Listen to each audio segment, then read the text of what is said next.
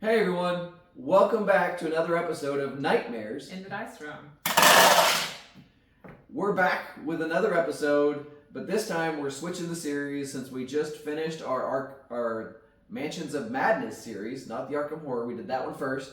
So Arkham Horror series first, then the Mansions of Madness series. Now we're going to be starting on the Eldritch Horror series, which is another H.P. Lovecraft series. So this one, as you can see, we've bought all the expansions. And we even got the Broken Token box, which looks like a shipping crate. It's amazing. Because it fits right in with the theme of this. So Broken Token did an awesome job on that. Not a sponsor yet. But, you know, we do enjoy Broken Token and what they have created for the Arkham community with their board games in order to organize it and everything else. And like I said, we haven't gotten the other sets yet for Mansions of Madness or Arkham Horror. We do have the big box here. We do plan on getting the others to organize the other games as well. Yeah, and it's really nice because this way you can keep everything in alphabetical order, you can keep it all together. It's just so much easier when you just have to pull it out and you want to start a game. It's not having to open all these different boxes to get stuff out. So it's just quick and easy all together in alphabetical order as well, which is nice. Yeah, so in sorts, it's kind of like an unboxing video because we're opening the box. So we'll start that off. It's a giant outer thing, just like you would like a wooden crate that you open up. It's got all kinds of stuff on it. Very nicely designed. It's even got, I don't want to drop it, it's got a shipping label on the top of it. If we get that, I have glued most of these in with just some Gorilla Glue. So that's what it looks like. So I'm going to set that off over here, out of the way so it doesn't get broken. But as you can see, we've got tons of compartments here. You've got all kinds of compartments and little markers that you can put in between here in order to separate the cards out, depending on how you want to separate them. And then, of course, side just looks like a regular side panel. And then on the back side, you got more spaces for all the other cards. And then I don't want to tip it forward because I'm going to dump out of cards, but I'll show you this once we get some of the cards out. That these top part is all where you can set up things as well to categorize it, however you want to categorize it and separate them. So I'll kind of go through how we've done that. I've done most of the organizing on this. I think just because I'm a little OCD about that. I think more than Romy is. So. Yeah. And just to mention as well, when you buy the Broken Token box, you have to actually put it together. Like he mentioned with glue, it does take quite a bit of time because it is very intricate to put together. But yeah. But it's really worth it. I think it took me like 2 hours maybe to put it together, just because I took my time and made sure I glued and whatnot. The only things I didn't glue were the inserts here. You got these inserts that help divide your cards, so I didn't glue those in case we need to move them around. But that's the only thing I didn't really glue together. But all these panels and stuff to make the box, I kind of glued together. They do fit snugly together, but just as an extra precaution, I did put a little bit of like I said, Gorilla Glue in there and put it together. So.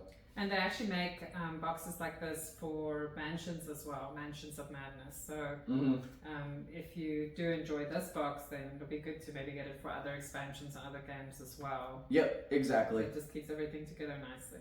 I know there's a couple of other vendors out there too besides Broken Token that does it. But like I said, we've got this one from Broken Token and we really enjoy it. So that's why we'll probably stick with Broken Token making them. So because the quality is so good. Their quality is good and the directions were really good to follow to put it together. We have no qualms with that. All right, guys, so let's jump right into it. We'll talk about the components now of Eldritch Horror. So up here on this top side of the box, we've got our Mythos cards here, which have this purple backing there. And then there are 3 different types. So you have green ones, you have gold ones, and you have blue ones. So there's green ones at the top. You can see the green there. And then the gold or yellow up here at the top on that one. And the blue ones up here. And so you'll set up a Mythos deck with these, depending on the Ancient One sheet, which I'll show you later on the Ancient One sheet. It tells you how to prepare the Mythos deck. in order to know which one, like how many of each card that you pull out. So you would shuffle the green and you pull out, there's 3 different times you set up and then how you order them. I'll explain that a little bit more once we get into the Ancient One sheet. But you do that for each deck and then you shuffle those together. So that's the Mythos cards there.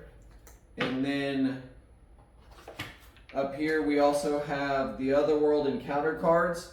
So this would be if you're trying to close a gate that opens up, a portal gate that is open and bringing monsters in, you would have to close those. And so that's where these cards would come into the part of it. And then these are the Dreamland cards, which come into the expansion of, I believe it's the Dreamlands, yeah. So the Dreamlands expansion is when you would get these if you buy that expansion. And so that one you have to actually, in order to close a portal within the Dreamlands, you have to do that. And then of course you got your encounter cards, which there's all different kinds depending on the color on the board, which we can show you when we show you the board later, where that comes into play. So depending on what city you're in, if it's blue, purple, orange, green, so on, those have a certain color, and during the encounter phase you would draw that card if you're in that city. So there's orange, green, there was blue earlier, there's black if you're just on a neutral site. Neutral, yeah. Purple if you're in the purple area, which is, like I said, depending on the map where you're at. So that's those, and then Romy's going to go over some of the cards in the back here that we kind of showed earlier, but we pulled them out of the back and she's going to go over those. So similar to Mansions of Madness and Arkham Horror, there is some condition cards which look very similar to the other ones before that we showed you in the other 2 games. So this is like a Dark Pact, for example. The condition cards have a front and a back that you have to read. It'll tell you when to read the back. So usually that happens on a Reckoning effect, which is down in the lower corner. There's a red Reckoning thing. So right here at the bottom, there's the Reckoning, like a little red circle with an arrow. Mm-hmm. And when that happens, which we'll explain later a bit more, then you have to do what it says on the back when it tells you to. Yep. So then there's also spell cards, just like the other 2 games. And it has a front and a back as well. It'll tell you when to flip to read the back of the card. So that's that. So those are those ones. Then, and then there's artifacts as well, which is like special items. Kind of like, which one was it? It was the unique assets with Mansions of Madness, yes. Yeah, the unique assets. So normally when you do like a Otherworld encounter or some type of quest or special encounter, then it will give you an artifact. Yep. So these aren't just easy to get. You can't just buy them. You have to actually get them, gain them somehow. They're more powerful. It does a lot more good for you. Yeah.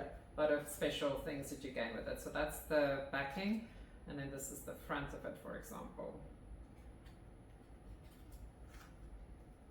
Okay, and then, okay guys, and then we have the regular assets. This is what they look like on the backing of it, and then it gives you the details of the asset in the front.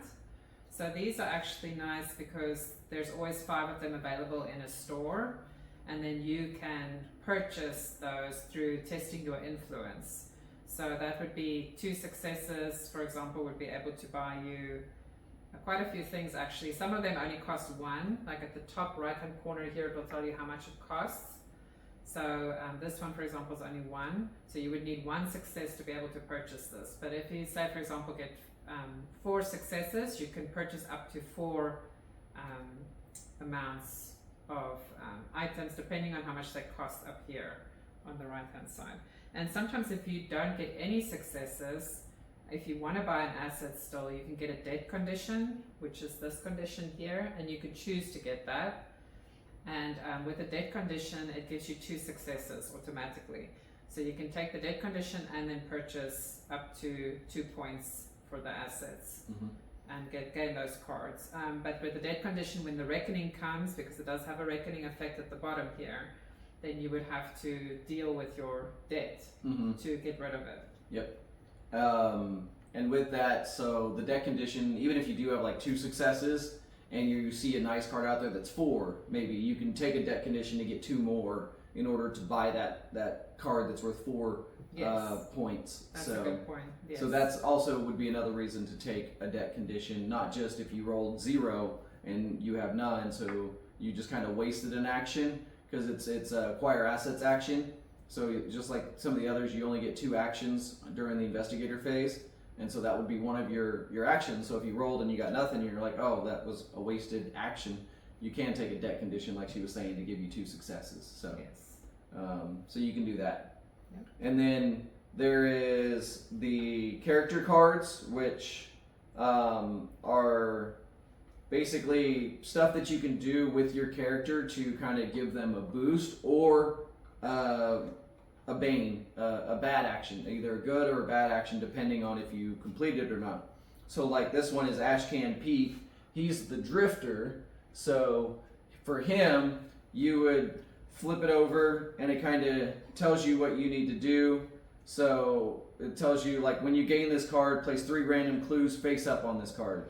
So you'd grab 3 random clues, turn them face up, and then after resolving an encounter on one of those spaces, discard that clue. So then when they're face up, it tells you on the clue, it tells you a location on the map. You'd have to go to that place on the map and do an encounter, and then you could remove that clue. So then if there are no clues on this card, you can discard it and gain the Sweet Dreams reward. So that would be the good thing that would happen. And then when you do not have the Duke unique asset, so if something were to happen, because with him you get Duke, which is his dog. So if you would lose Duke for some reason, then you have to discard this and gain the barely holding on consequence. So that would be the bad action, is if you lost your dog Duke, you would have to resolve the bad action. And so the other card has the Sweet Dreams, which is the good, and then on the backside, the barely hanging on, the bad consequence. So each character has its own goals to do and its own things to avoid to not get the bad action. So that's what's really cool about this part too, with the character cards, which is one of the parts I like, because you got kind of like your own personal side quest that you're doing in order to try and boost your character in some way or make a good positive aspect. Because for his, the Sweet Dreams is once per round you may re-roll all of your dice when resolving a test, which can come in really handy. Really handy. And you cannot discard the Duke unique asset unless you choose to. So if something were to tell you to lose Duke, if you chose not to, you'd be like, nope, I'm keeping Duke. So you don't have to. So that would be why you want to get the good reward. And of course on the bad, after resolving setup during a campaign, discard the Duke unique asset. If you would lose sanity, lose that amount plus 1 instead. So that's really bad if you're losing 2 sanity at a time. And of course you lost Duke, which helps you a lot in this particular game. So. And as he mentioned before, it's different for each character. So each character has their own good and bad side to their personal quest card. Yep, exactly. So, and then we got your unique assets, kind of what it was talking about with Duke. You've got unique assets that you can get along the way. Some of them are tasks, some of them are rewards. There's all kinds of different unique assets in there that just can be either good or negative, again. So most of them are good with the unique assets. Some of them give you like rewards and all kinds of good stuff. Some of them can kind of give you a bad thing, like take a dark pact or something like that. So they're always fun to do and choose. Like I said, this game is very intricate. It gives you lots of stuff to think about and counter and everything else. So this is the original game we fell in love with the H.P. Lovecraft, which is why we have everything for it. Yes. So it was the first one we collected everything, and then we moved on to the other ones. And it's also one of the hardest ones. Yes, to beat. it is. It will take you quite a while to Yep. quite a few tries to actually win one game. We've done, I think the first time we started playing it, we played about 7 games. Yeah. It was. By the 8th time, that's when we won. We actually had to like think about how can we do it differently just to actually be able to win. Yep. So we kept on focusing on the wrong things actually before. We didn't realize we thought we were doing We thought we were doing what we needed to. but actually we were focusing on the wrong things, and that caused us not to win every time. So it's really interesting. It makes you think. Oh yeah, definitely. It definitely makes you think a lot. Depending on should I go close this gate, should I kill this monster, or should I focus on going over here? Because as we get into the Ancient One cards, they will tell you what you need to do, and you need to usually complete 3 of them to defeat the Ancient One. And so if you don't, and the Ancient One awakens, then you die and you lose, which we lost a lot. So that would be it. All right, so let's get back up to the cards up here on top. So the next ones here that I'm going to pull are from the Cities in the Ruin expansion, which are devastation cards. So if something were to happen to a city, you put a devastation token on that city. So it's like it got hit by a meteor or something, or other natural event or unnatural event that happened. And then if you were to go there and try to do something, you would have to do the devastation encounter card, but it may require you to do a disaster card as well, because the disaster is there, or if you're on the city, I think, or something like that when a disaster happens.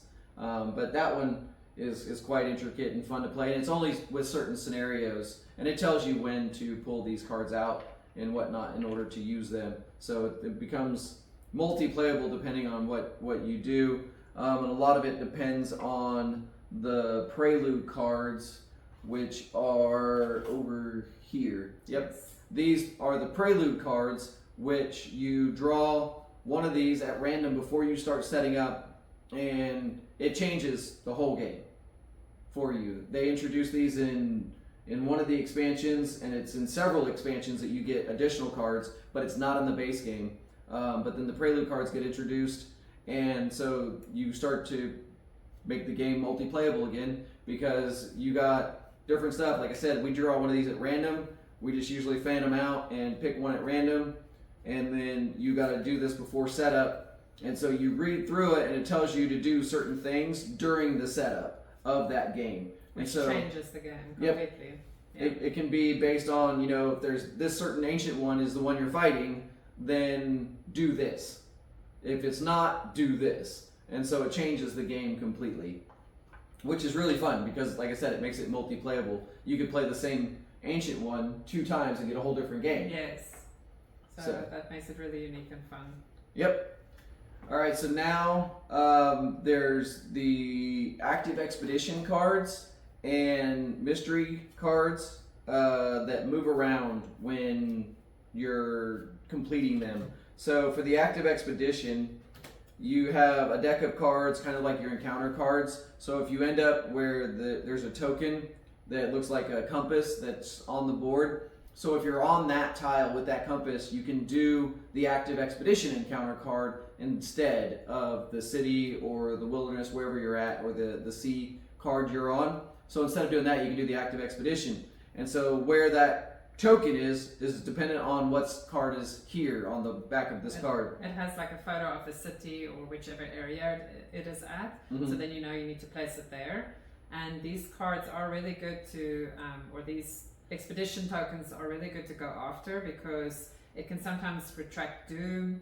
It can do really good stuff. It can give you nice assets. It can really help you. This is where I think you usually get good artifacts too. As well with the expedition. Yeah. So it's good to do a little side quest now and then and just go after the expedition.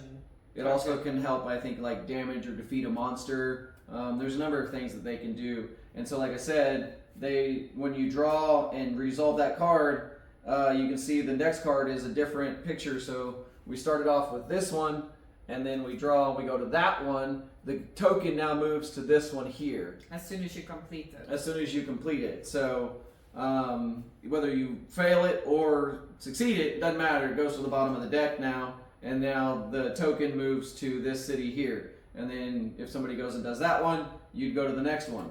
So that's how that works. And the same thing for the mystery one. It's a little, or the mystic one, it's a little round token as well with a blue star on it, like that. And again, it's got a picture of the city or area that it's going to be at. So this is a pyramid. So you'd find the pyramid on the map and place it there. And then once it's done and you do that one, you've got another pyramid, but it's a different one. So it's a different location on the map or side map. because with the expansions, there are side maps as well, we'll talk about. So that token moves and goes around the board as And well. the same with the expedition one. That one can also give you really good assets. And Yes. help you with your task or your adventure that you're doing. Yep. And so now we're going to talk about the Ancient One cards. And so with that, I'm going to pull here, and I pull the Cthulhu cards along with some other Ancient Ones, but we'll talk about Cthulhu first. So you've got your mystery cards here, which are your sideways, which, I mean, you'll turn sideways like this to see Cthulhu, and you'll flip those over to complete whatever it says on the back here. You complete that in order to solve that mystery. And so, depending on the Ancient One sheet, it'll tell you solve 2, 3, or 4 mystery cards before Doom reaches 0 in order to win the game. Then that's how players would win the game, is if you solved 3 of those by the end of the Mythos phase. And then some of the cards just have you do certain things like defeat an epic monster or defeat something else. Some of them will also have you draw a special encounter card, which each monster has their own encounter cards, which for Cthulhu looks like this. So that would be his. It would tell you to do a Arle Risen special encounter card. So these would be shuffled up. You would draw the top card and read the top effect, and then what you choose, you either do the middle section or the bottom section, depending on what you choose to do on the front one, or if it has you do a test, depending on how the test was resolved. Yeah, So, normally the bottom one, it's red in color. That means if you failed. And the middle one is like green in color. So that if you one success. is normally if you succeeded. Yep. So then you know which one to read. You don't need to read both or do both. Just whichever one you Yep. got.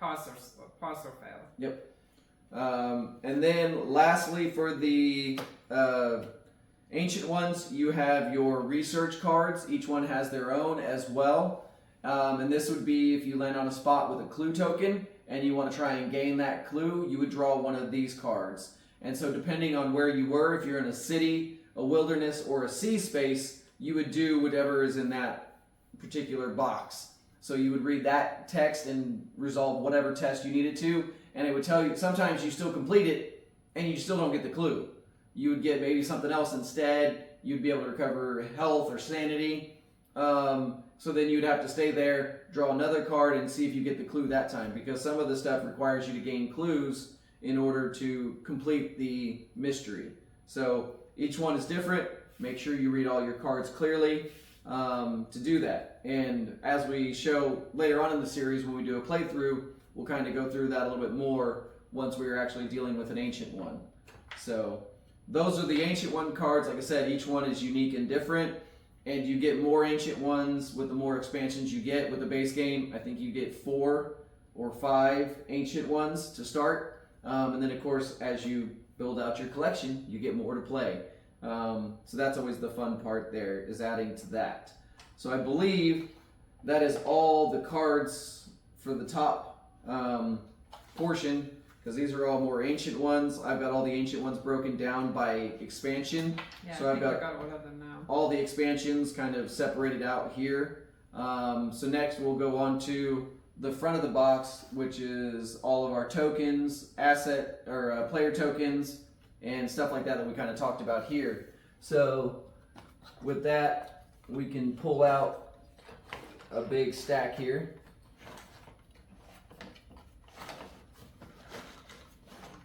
And these are little trays.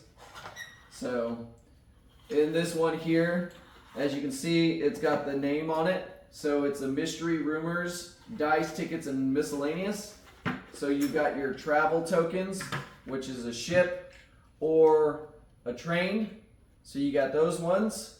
You've got your mystery tokens, which you can put out there when it tells you that you have to put it on a certain token. And then your rumor tokens, which are from your Mythos cards. When you got an active rumor, you put that on, say, space 18. So you got to put the rumor there. In order to solve that rumor, you have to go to that tile with this token on it and solve that rumor in order to get rid of it. And then, of course, we talked about the devastation earlier. So there's those. You've got your lead investigator token as well.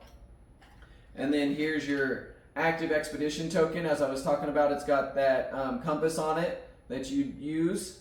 And then, of course, the Mystic encounter as well that moves around the board. Like I said, these move around the board depending on what the card is face up on there. You've got your Doom token, which sits at the top of the board and moves along your Doom as you go down. Each Ancient One starts with a certain amount of Doom, and when something happens, that Doom goes down all the way to 0 if you don't defeat the Ancient One. We'll probably talk more about that one and setup, that you'll be able to see where it goes exactly and where it moves. Once we set up a board and stuff, so. And then this is the Omen tracker, which is in the corner. It's like a little circle that goes around. Again, it'll be more in depth in the setup video, which is after this one. So this goes around there. Okay, so something that I just want to mention with the travel tokens. So you have the rail and the ship tokens. So you can only acquire these as part of an action when you are, for example, with the ship one, if there's a ship route that goes from the space that you're located at, and if there is a rail route for the rail ticket from the space that you are located at. So these ones you can only have 2 at a time. You can't purchase more than 2. You can only have 2 at a time. And you use these to spend, to use as an additional move. So each action phase you can only move once, so 1 space at a time. So if you are, for example, on a ship route and you move 1 ship space from 1 city to another, for example, and you want to move even further along a ship route, you can use your ship token, spend that, and then you can move that additional space during your action phase, which is really nice about that. And that's what's different with this game as well. You don't actually have that in the other games like Mansions and Arkham Horror. So. Yep, that's a good explanation of the tokens and how they work. Like she was saying, in order to get them, you have to do the prepare for travel, which takes one of your actions. Again, just like the others, you only have 2 actions you can do. So you can prepare for travel, and then you can travel. So you can say, like she was saying, you're connected to a sailing route on an ocean, and say you're going to cross that ocean and there's a space in the middle, but to get all the way over to the other city, you need 2 travel actions. Well, you can move 1 as your normal, spend your ticket to continue on to the second leg and get to the other side, to the other city if you wanted. And something else to note as well is that you cannot prepare for travel if you're not in a city. You have to be in a city, and as I mentioned before, if you're getting a rail, it has to be an area that's got a rail linked to it, or a ship route that's linked to it. Yep. So, but you can only do it in a city. Yep, that the is same correct. with assets as well. If you're trying to obtain assets, you can only do that when you're in a city. You cannot do it in some rural space or whatever. That's not a city. Exactly. Like wilderness spaces. So that would be all that's in that tray, and then Romy's got one of the other trays over there. So then we have the investigator tokens. So they're quite unique. They're very different. So this is Lily Chen's investigator token. So it actually has like a plastic base, and it just stands upright like this on the board. Those are kind of exactly like the Arkham Horror ones, where you've got the little card that you stand into the plastic base. But unlike Arkham Horror, where right now we don't have the box, so we have to like separate them to put them all away and everything. This actually is kind of cool because she's got the whole tray is all of our character tokens, and then there's another little bit in the other tray here that you can go over. But that one, it organizes them all nicely for you, and then you go through and find whichever character you're choosing that game. Yes. So. And then we also have the investigator cards. So this is similar to the other 2 games as well. It gives you your health and your sanity. This is Ashcan Pete. And then it talks about his lore, his influence, his observation, strength, and his will at the bottom there. So which is really cool.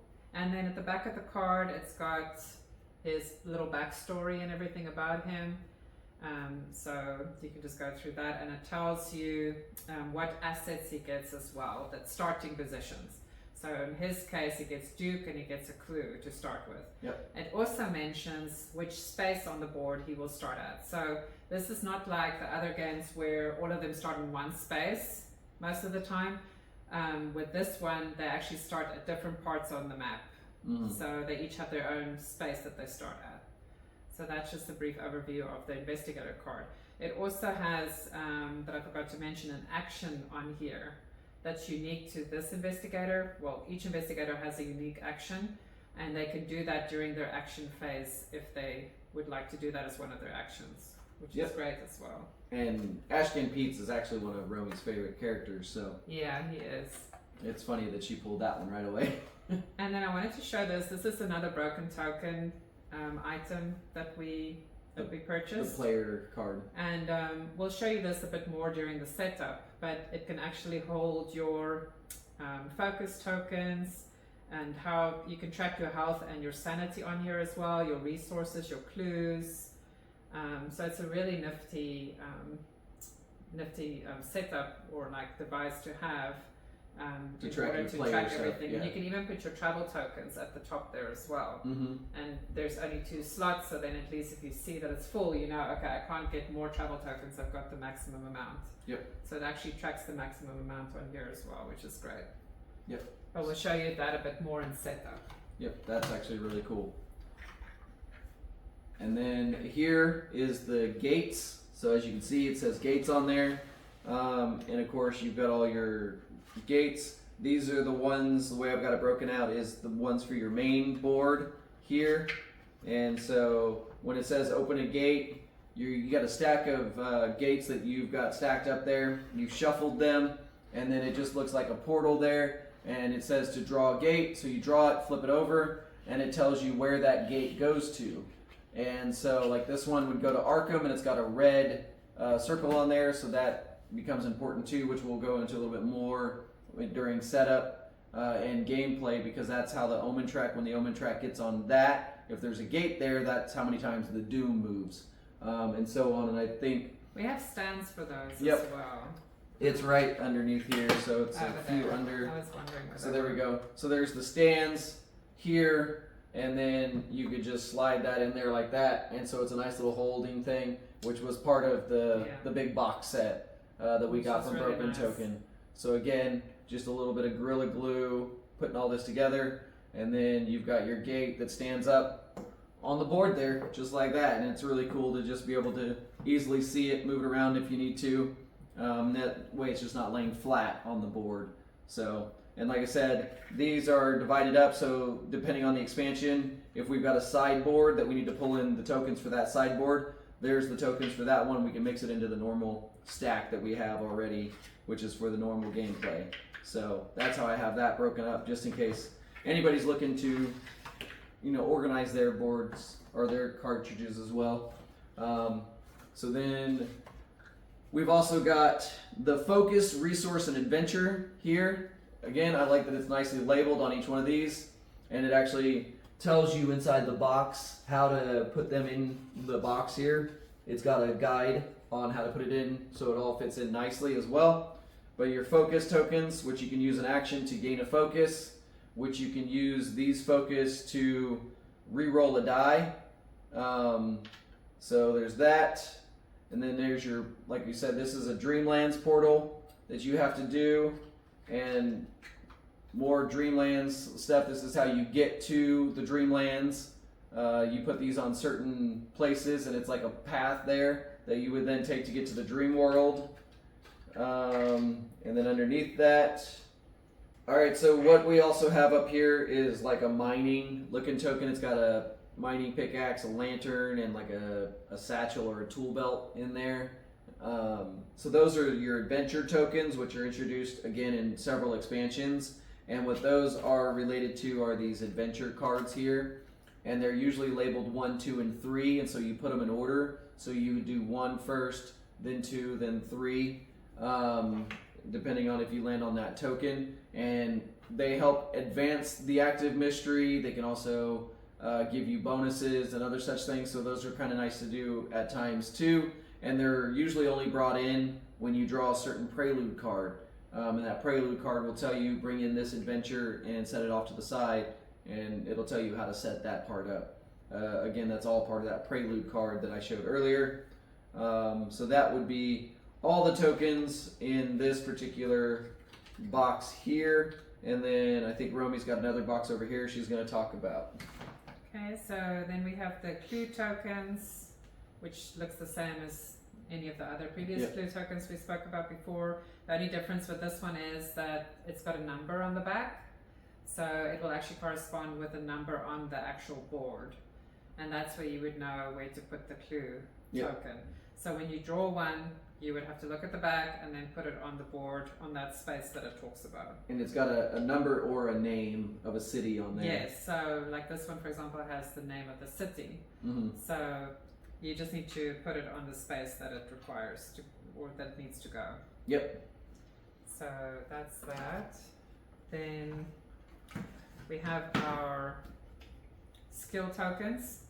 So throughout the game you can improve your skills, or you can actually have Negatively them, affected. have them negatively affected.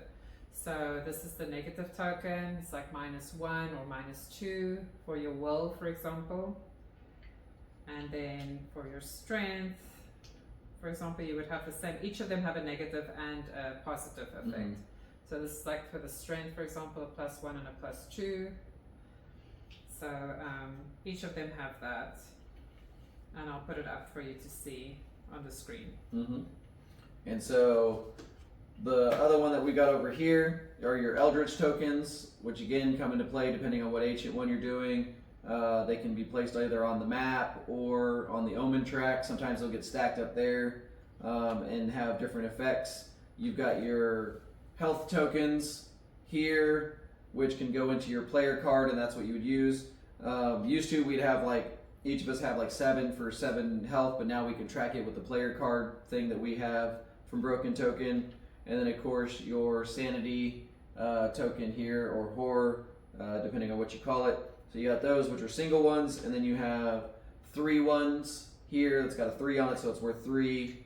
Same thing with the sanity tokens. And what we usually do for like our monsters is, if it's got like 6 health, we'll put a 3 on there and 3 ones, and then we'll start taking them away when we start damaging them, so we know how much health they have left for us to defeat them. Once they have no more health on them, then we will take that knows we defeated the monster. And it's not hard to track, you know, how much damage does this monster actually have. We use these tokens to put it on the actual monster token that Romy's got to show. So for the monsters, we have quite a few, as you can see. So with the monsters, you will actually put them all together in like a cup, and then we will randomly draw one out when we have to spawn a monster. So with these, you just place it on the space that it needs to go at. So if you're in a particular space and you need to spawn a monster, then we'll go in that space, unless it says spawn at a different space on the actual monster card or in the scenario that you're doing. So with the monsters, some of them have reckoning effects. At the bottom you can see here on the left hand side. So every time the reckoning comes up, then you will have to deal with that with this monster. It'll also tell you its health at the back side of the card, and it will also tell you what you need to test. So it will be, for example, with this one, which is a Zook, it will be you have to test will +1, and you have to test your strength -1. So that's really interesting. And it'll actually say if you fail and if you pass, what happens. So normally just if you fail, because if you pass, it depends on how many successes you have in order to kill him. And so, like she was saying, you have to test that, and it tells you how many you need. So it's got a 1 next to the sanity icon, meaning you have to have at least 1 success to pass. And then same thing with and it's got only 1 health. So that one's quite an easy monster to defeat. But it says if you fail the observation test, so usually you test strength, but in this case, for the zoo, you would test your observation -1. If you fail it, you have to discard an item possession. And then of course its reckoning effect is on the back of the card, like she was saying. It tells you what to do during that reckoning effect. So there's that, and then of course that's all your monsters. And like she's saying, you have to put them in a cup in order to, or a Tupperware, because we have a lot of monsters. We have a big Tupperware that we put them in, and we shake them all up. And then, like she said, when you open a gate is usually when you spawn a monster, and then on the Mythos card You also have up here on the top of these Mythos cards tells you what they do. So in this brown little tentacle thing is spawn monsters. So anywhere there's a gate, you got to spawn a monster, and it depends on how many players you have. Depends on how many monsters you would spawn during that monster spawn phase. So yeah, which is in this card that it actually. Yep. mentions. So there is cards as well that you can keep out. So if you've got 4 players, it tells you to spawn 1 gate. During a monster surge, you spawn 2 monsters and then spawn the clues. So if there's a clue icon on there, on the Mythos card is how many times you would spawn, how many clues you would spawn. So like I said, it's got a number in there, and there's several. So you got from one player, because you can do it by yourself if you want. So you got 1 player, 2 player, to 3 and 4, to 5 and 6, 7 and 8. So all the way up to 8 players, and it tells you each one how much to spawn of each thing. So it's always nice to have this reference card out, helping you along the way if you need to. And then there's also elite monsters. So their card is a little different. It's like cut off on the side here, because the other one is a perfect square, where this one is cut off on the side and it's got a red lining that goes around it. So with these monsters, they're a bit more tough. They normally, most of the time, have a reckoning effect. Their toughness is normally equal to the number of players plus 2. So that's how you would determine. And they're a lot harder to beat. So they don't go in the monster cup. They only get pulled out when we are instructed to pull them out. So they get stored separately, and then we just pull it out when we need them. So, but that's the difference between the two. Yeah, that's always the fun part of that. So we got the Ancient One cards. Yep, and then the Ancient One card, like we said, Cthulhu, which I kind of talked about his cards and stuff. So he tells you about what happens when certain things go on. And then down here, that Mythos deck I was talking about is down here in the lower left-hand corner. It talks about it. It tells you for step 1, it needs 0 greens, 2 golds, 2 blues. So you pull those out, shuffle them together, and that's stage 1.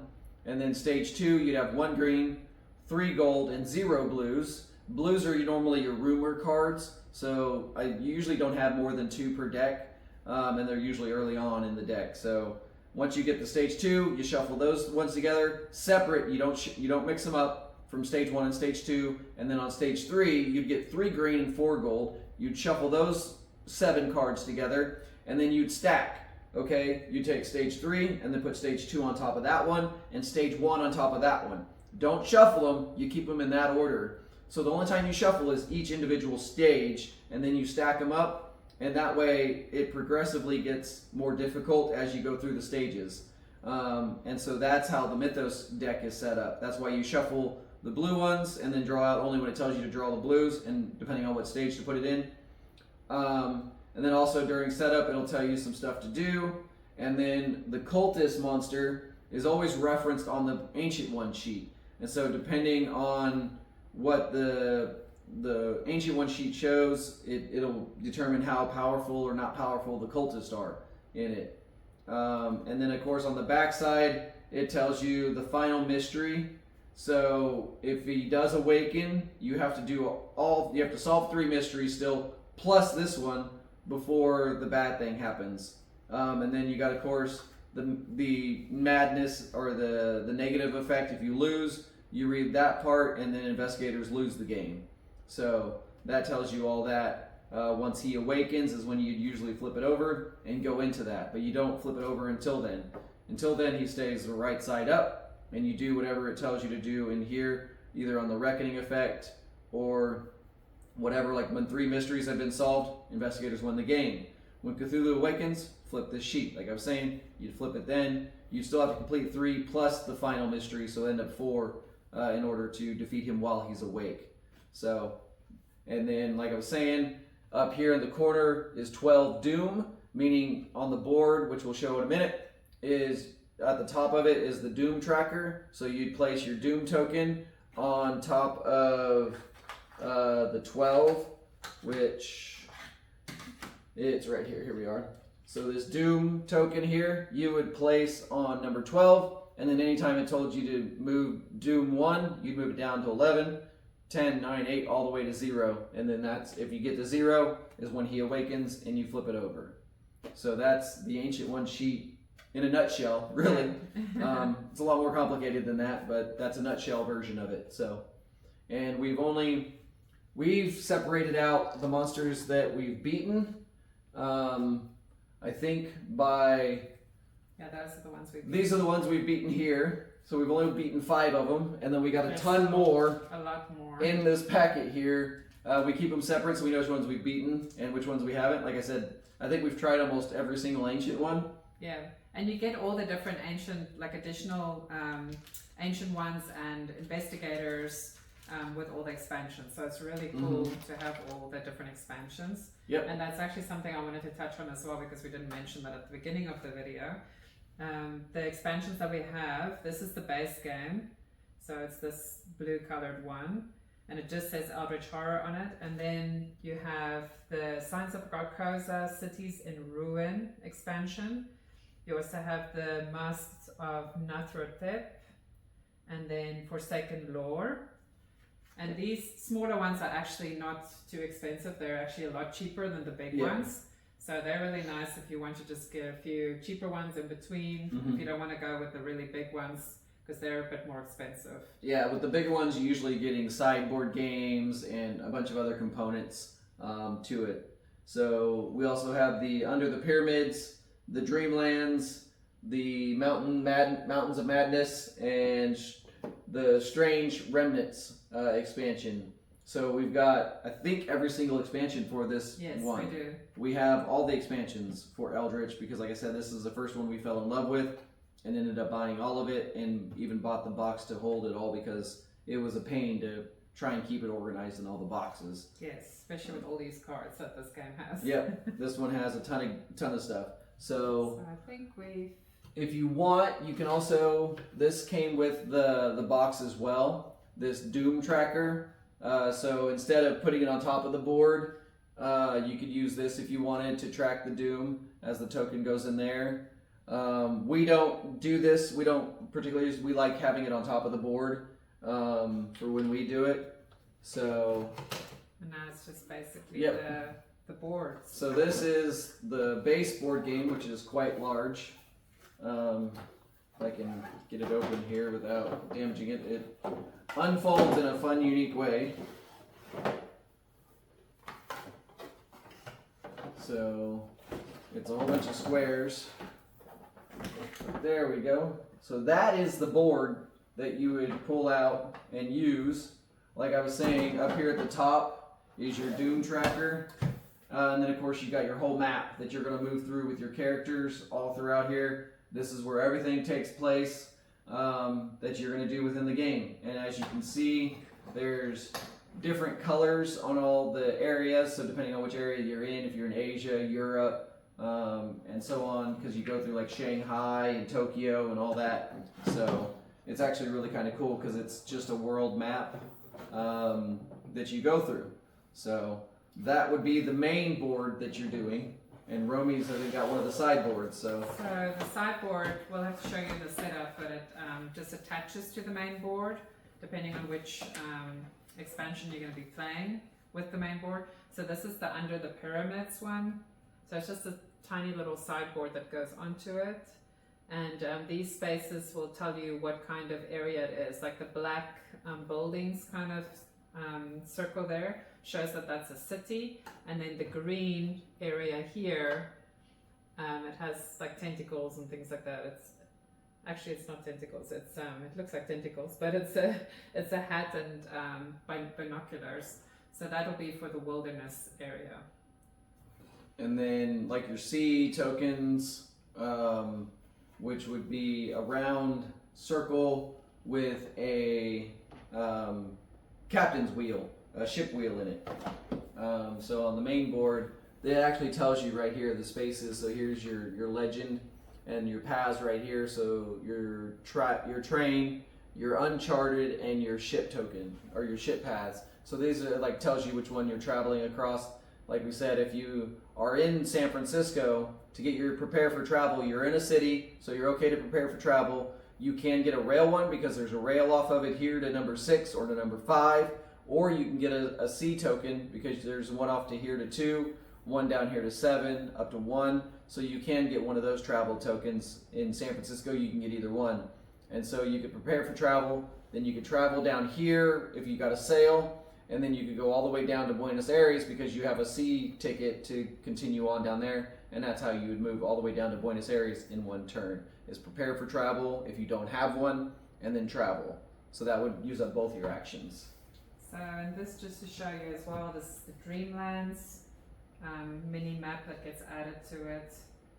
So that's really cool as well. Lots of different areas that you can go and explore. And this is the Mountains of Madness sideboard that gets added onto it. Mm-hmm.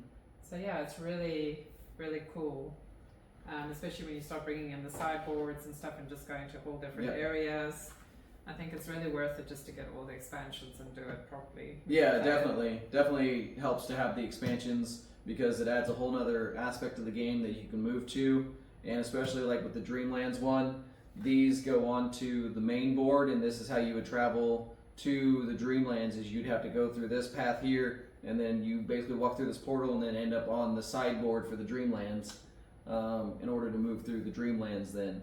So it's really cool. Added a whole nother layer once we got that first expansion. Yes, it did. And we were like, oh wow, this is really cool. And of course, it depends on which ancient one you're doing. And also, a prelude card can tell you to pull out one of the sideboards as well.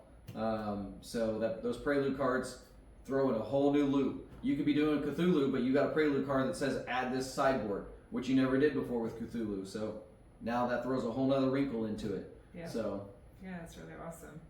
So that would be, I think, everything. I'm pretty sure just looking over everything, Yeah, I think it is everything. I'm pretty sure we talked about it all. So that would be all the components and the extra box from Broken Token for Eldritch Horror. So in our next video, we will be going over the setup. So we'll show you exactly how to set it up properly. We'll probably do a prelude card as well just to show what that does. And then from there, we'll do a gameplay, like a full walkthrough of a gameplay. A full playthrough, yep. Yes, and so we hope that you guys do continue to watch and, you know, watch the setup video and the playthrough as well, and that you enjoy it as much as we do. Yeah. So, yeah. So, and also with that setup card, we'll probably, or the setup video, we'll probably go through some of our favorite characters for Eldritch. Like I said, we've got our favorite characters for each set, and they're different from each game. And we sometimes even play with two characters, even though we're just two players. We'll sometimes have two characters each, two investigators each. So then we end up with four characters on the board. So then it adds just to make more, it a bit harder and just more fun that way. Just because we're crazy. Like I said, we've only won 5 times out of, I don't even know how many times we've played this game. A lot. Yeah. We've played this one the most out of any of the games. And yeah, it's really hard. So, like she was saying, I hope you guys enjoyed this video on the components and the overview of Eldritch Horror. So if you guys did enjoy it, please hit that like button. Helps us get out there since we're a new channel still. And hit that subscribe button if you want to see our future content, and if you want to be notified when we do upload the videos on Fridays, then go ahead and hit that bell to get notified. So we'll see you guys next time on the setup video. So until then, thank you for being part of the Nightmares in the dice room. Bye guys. Bye.